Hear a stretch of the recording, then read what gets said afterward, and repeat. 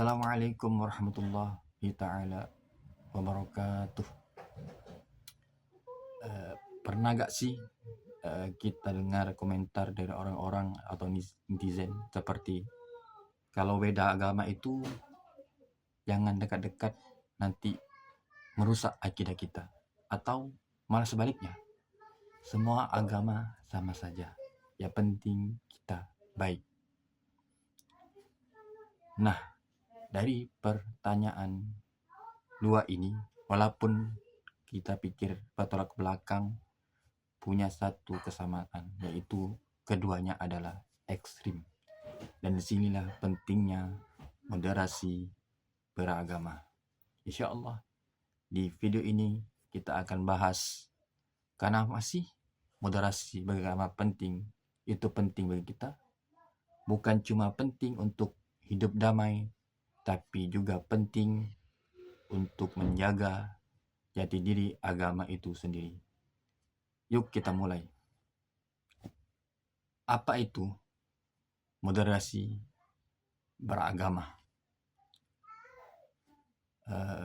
Moderasi beragama bukan berarti kita mencampur adukan ajaran agama, bukan juga berarti melemahkan iman kita. Secara akademik, moderasi beragama adalah sikap tawasuk atau sikap tengah dalam beragama, tidak ekstrem kanan, yaitu dikata radikal, dan tidak ekstrem kiri, yaitu disebut liberal. Dalam Islam, konsep ini dekat dengan istilah ummaton wasaton, yaitu yang pertengahan, umat yang pertengahan, seperti yang tulis dalam surah Al-Baqarah ayat 143, waja'alnakum ummatan wasata, yang artinya kita beragama dengan keyakinan yang teguh, tapi juga toleran, adil, dan tidak memaksakan kehendak kita. Yang kedua adalah mengapa moderasi beragama itu penting. Ada 3 alasan utama mengapa moderasi beragama itu penting. Yang pertama adalah menjaga kerukunan. Indonesia ini, negara kita ini, negara dengan lebih dari 6 agama resmi dan ratusan aliran kepercayaan. Bayangkan kalau semua orang merasa dirinya, merasa agamanya, ajarannya paling benar dan ingin memasukkan ajarannya, apa jadinya Indonesia ini? Yang kedua adalah menjaga persatuan bangsa. Undang-Undang Dasar 1945 pasal 29 sudah menjamin kebebasan beragama.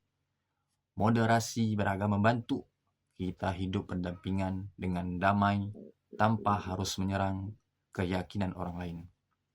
Yang ketiga, menjaga keharmonian agama. Loh, kok bisa? Ya, karena ekstremisme justru sering menyimpang dari ajaran agama yang murni. Banyak tindakan kekerasan yang mengataskan agama, padahal esensinya bukan itu. Yang ketiga kita jelaskan adalah apa beda moderasi beragama dan relativisme. Moderasi itu bukan relativisme.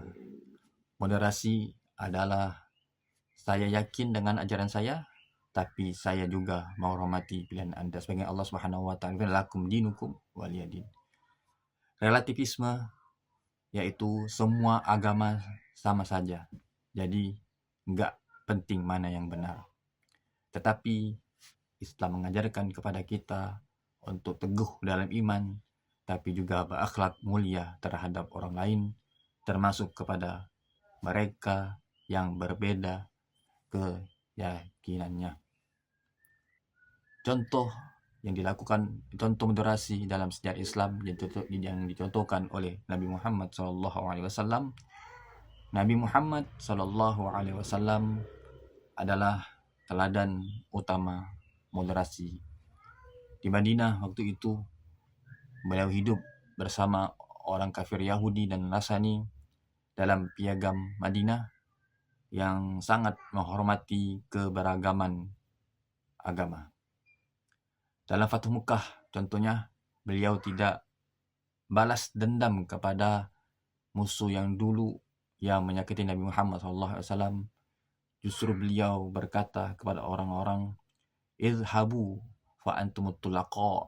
Apa artinya? Pergilah kalian semua bebas, kata Rasulullah SAW. Moderasi itu bukan kelemahan, ia justru kekuatan menahan diri, berpikir jernih, dan menjaga stabilitas umat beragama di Indonesia sendiri. Jadi, moderasi beragama itu bukan pilihan, tapi kebutuhan kita semua. Tanpa moderasi agama bisa disalahgunakan, masyarakat bisa terpecah belah, dan bangsa bisa rusak di dalam. Pertanyaan sekarang adalah, apakah kita sudah menjadi pribadi yang moderat? Coba lihat cara kita berdiskusi, cara kita menanggapi perbedaan kita, cara kita menyikapi mereka yang berbeda pandangan dari kita. Jangan-jangan kita perlu berbenah diri. Di video berikutnya, insya Allah kita akan bahas ciri-ciri orang-orang yang moderat dalam beragama. Apakah Anda termasuk orang-orang yang moderasi dalam beragama? Makanya jangan lupa subscribe, aktifkan loncengnya, dan share video ini ke teman-teman yang Anda cintai. Sampai jumpa di video pasti selanjutnya. Wassalamualaikum warahmatullahi taala wabarakatuh.